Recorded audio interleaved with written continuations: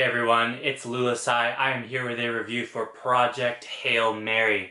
This is a 2026 film that is directed by Phil Lord and Christopher Miller, and it is based on the novel by Andy Weir, who also wrote the novel The Martian. So this movie is a love letter for people who are fans of movies like Interstellar and The Martian, but it doesn't feel like a rehash. It is very much, all three of those movies are very distinct from each other despite sharing the common, objective of it's a space movie about preventing humanity from going extinct, right?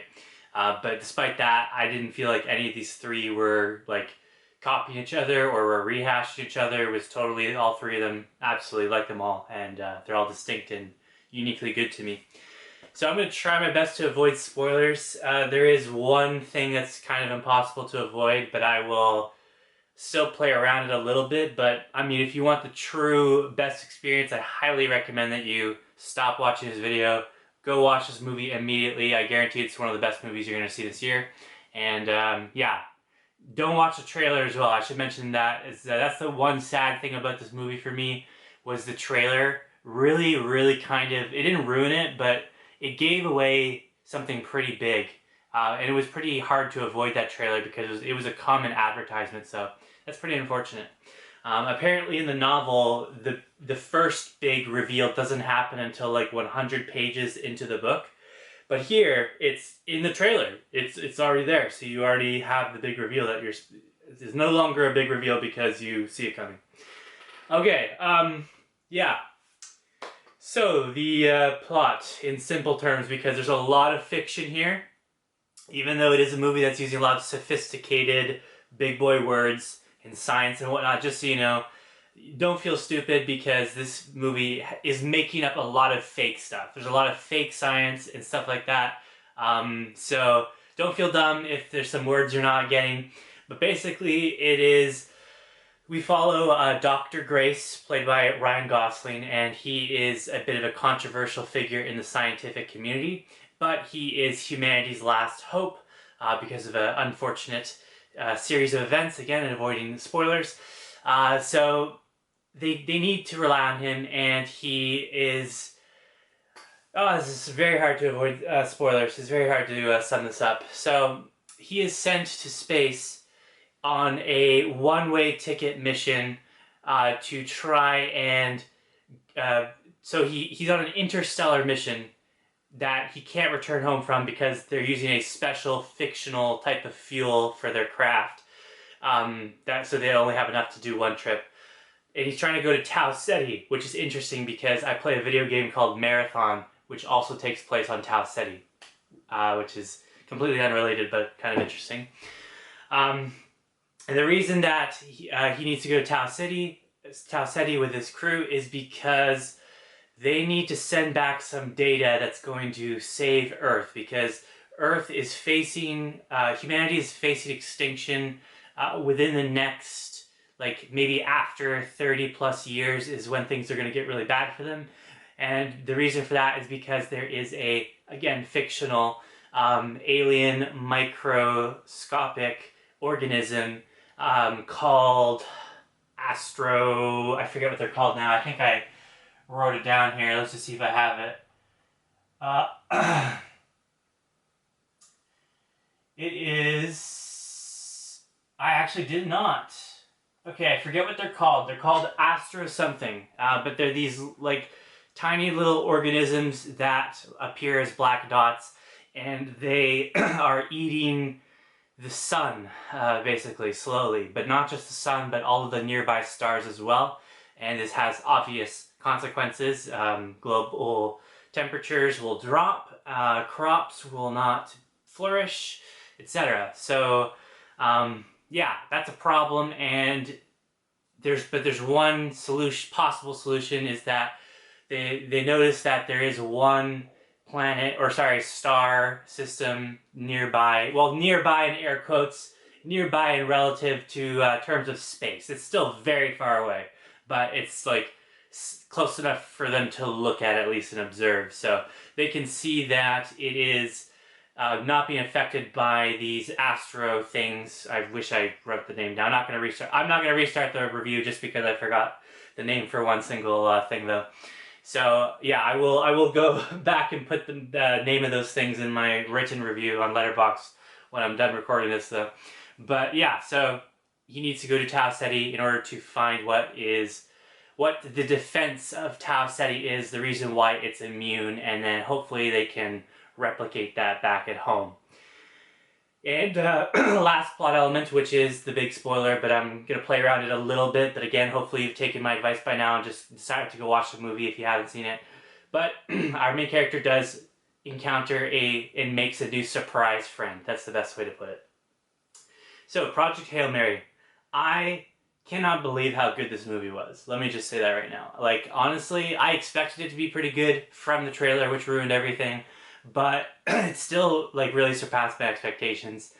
There hasn't been a Hollywood movie like this in a while, it feels like. And what I mean by that is, like, a non-political, and I mean, like, you know, compare this to a movie like Don't Look Up. Like, Don't Look Up, sure, it's fine. It's not my favorite movie, but it's kind of plagued with politics here and there. Like, I think it had like an anti-Trump messaging in it or something. Like, so it's very rare to see a movie like this where there's just like no political angles at all. Another thing, this is the type of thing that would get me in trouble, right? But I'm someone who, like, I use common sense, so I know if something's okay to say, I'm going to say it, even though it's technically, you know, if I was on Twitter or something, then I wouldn't want to say it. Or old Twitter. I guess the new Twitter's changed, but yeah, I mean, this is a modern Hollywood movie that features. So there was a black pilot and a female pilot, and they both just they're not part of the movie basically. I know that's something I'm not supposed to say, but I'm just impressed by it because you would expect movies like this to go hyper diverse and really try to push that because that's just what happens nowadays. But yeah, it's just not the case here. I mean, I respect it so much because it threw me off what happens to those two characters as well, the woman and the black guy. It throws me off what happens to them because you don't see that anymore. You do not expect that anymore. So yeah, I mean, this really is just, there's two main characters and that's it, which again I guess could be also kind of a spoiler, but it's impossible to avoid spoilers talking right now, man. It's just too difficult. So there's only two main characters, which is very surprising, and they nailed it. The dynamic between them is perfect. So this is a movie which is non-political, not pushing an agenda, unless you count saving humanity as an agenda, but I mean that's a pretty commonly agreed upon thing that you want. It's not too short. It has sophisticated dialogue, but it's also balances it with some lowbrow humor, but actually genuinely funny humor. So it's not just lowbrow to annoy you, but like lowbrow as in like it's going to make you smile. It caters to a wider audience because of that. It has something for everyone, and like if you want the Star Trek kind of jargon, they even make a Shields Up joke, but if you want like technical jargon, you get that, or if you just want some lowbrow fun humor, you get that too. And lowbrow humor does not take away from anything. I don't think it destroys anything. In fact, it's quite the opposite. This film has a huge amount of emotional impact. There were several scenes where I was tearing up.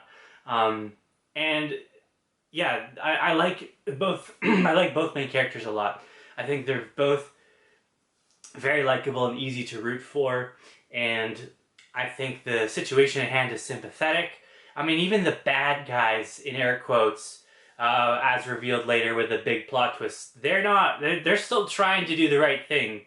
It's just unfortunate that it has to happen like that. I don't know how I would feel if that happened to me, but you'll see when you see. But yeah, so it's just like everyone makes sense. All of the perspectives are understandable, and there's no elements that are like actively irritating me, which is rare for it feels like it's becoming more rare for these modern Hollywood movies. So yeah, just pure fun, pure intrigue, amazing visuals, great sequences, and even though it is a longer movie, there like lots of tense moments is what I meant to say. And even though it is a longer than average movie, for the stuff that releases nowadays. It did not feel unnecessarily long. It didn't feel badly paced, and I was genuinely glued to the screen the entire time. Okay, so here's the thing. I watched this with my parents, and my dad really liked it. Like, I liked it, but he really liked it. So he wanted me to give it a perfect score. Unfortunately, I'm not going to be able to do that. I won't break his heart directly, but I'm not going to be able to do that. I just thought about it more, and as much as I really like and respect this movie, it cannot get a perfect score, and I will talk about why right now.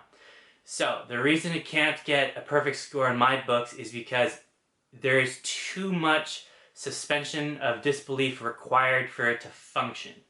So you have the amnesia is kind of a problem because he, again, no spoilers, but so he wasn't fully trained to begin with, and he's now by himself trying to do this mission, which was not in the original mission parameters. Of course, he gets help later with the surprise friend, but I'm just saying, like, very early on, it kind of breaks kind of early on because you have someone who already has been written in a special fictional gene trait which allows him to stay within comatose state for longer periods than you would be able to in real life to allow this movie to happen. So that's one thing, and then, but I mean, I can accept that, that's fine, but then you also add the amnesia as a side effect to the fictional thing that can already happen on top of that. And this was maybe an error, or maybe the way it's executed is an error, because it is this most, cop-out way of explaining a story I think I've ever seen, because they never have to define anything or tell you the truth on anything. Like, you're just simply along for the ride, which is a very fun ride. It's humorous, enjoyable, intriguing, entertaining, exhilarating, all that. Great visuals, I said. But it just feels like it's not the most tight story I've ever seen. And you have to suspend your disbelief a lot for it to make sense, because if you start to think about things, it does start to fall apart. You're going to realize, wait a second, he has amnesia, he can barely stand up straight right now, and he's not even really trained as an astronaut, and he's able to, pilot himself around and look over the ship and everything towards the start, and I mean, really, you just think he has 0% chance of success. That's the way it would be in real life, but he is somehow lucky enough to encounter an alien. This is not a spoiler, I'm sorry. He's able to encounter an alien friend, which I may as well say his name now because, I mean, it's the cat's out of the bag. So, Rocky. I love Rocky, man. He is such a goat, but he is hyper convenient. Of all the luck that this other Iridian species also has the exact same problem as Earth does, and he happens to be at the right place in the right time in space all of these years later and after the comatose state to be able to cooperate with our main guy, Grace. And again, like, it's one thing to have an alien, but you also have an alien which is friendly, and it's intelligent enough to develop this communication, a way to communicate with our hero as well. So many hoops you have to jump through, it's insane, and the hoops just keep getting wider and wider, and there's just more and more of them as the movie goes on. And at some point, you just kind of give up trying to justify it to yourself, and you just gotta sit along for the ride and enjoy it, and that's what I did. So, I'm going to give Project, and I'm sure there's a lot more than that, but that was the big one, and it's the one that matters the most to me. And I mean, this is the type of movie I do feel like I do want to see more than once, so I feel like if I were to watch it multiple times, I would be able to pick it apart even more. But I don't want to do that. I don't want to ruin it for myself. I really like it. I really respect it. I want to see more movies like this. I just love how focused and entertaining it was, and I can forgive it. It is all fictional at the end of the day. Plenty of stuff in this. I mean, if you compare this to The Martian is trying a lot harder to be realistic. It's not, because The Martian does do some impossible leaps. There's, maybe when I watch how we can get to there too, there's a lot of stuff in The Martian that cannot happen in real life, but the movie is pretending to be more grounded in real life. But here, this isn't pretending to be grounded in real life. There's lots of, I mean, it's first contact with aliens, and you have all types of, like, stuff that does not exist in real life, which is a good thing. It's a sci-fi movie, and that's what helps me kind of forgive all of these illogical things that don't make sense. So, I'm going to give Project Hail Mary a 9 out of 10. And if you personally think it's a 10, that's totally fine, and I wouldn't argue with you. So, thanks so much for watching this review. Feel free to subscribe, and I will see you next time.